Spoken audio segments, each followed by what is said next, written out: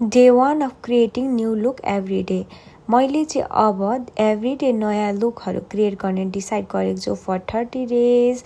लु हेर्नुहोस् है त मेरो मेकअप कस्तो हुन्छ। सबसे सुरुमा मैले चाहिँ स्किन प्रेप गरेँ अनि त्यसपछि म आई प्रेप गर्दैछु।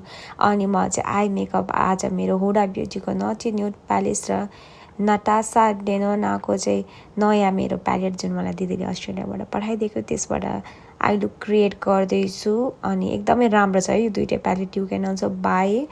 अनि त्यसपछि आई लुक गरेँ, कट क्रिज गर्ने डिसाइड गरेँ अनि सिमर लगाएँ। अगाडि चाहिँ मजाले यो सिमर एकदमै प्रिटी छ।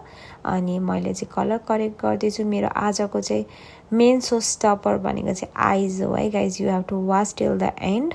अनि फाउन्डेसन चाहिँ मैले यो फ्युचर मेकअपको युज गर्दैछु अनि एकदमै राम्रो रहेछ, हाई कभरेज रहेछ। त्यसपछि चाहिँ म कन्सिलरले हाइलाइटिङ एरियाजमा कन्सिल गरेँ अनि त्यसपछि म सेप दिनको लागि मैले यो कन्चर गर्दैछु मेरो फेसलाई डाइमेन्सन दिनको लागि।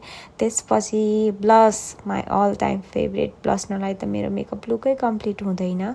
त्यसपछि मैले चाहिँ अन्डर आई बेक गरेँ मजाले अनि फुल फेसलाई सेट गरेँ।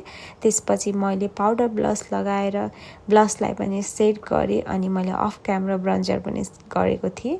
अनि त्यसपछि मैले चाहिँ वाटर लाइनमा वाइट कलरको काजल लगाएर अनि तल चाहिँ ब्ल्याक कलरले लाइन क्रिएट गर्दैछु। मैले चाहिँ आज अरबिक आई क्रिएट गर्दैछु, त्यही भएर अब ल्यासेस लगाऊँ है त।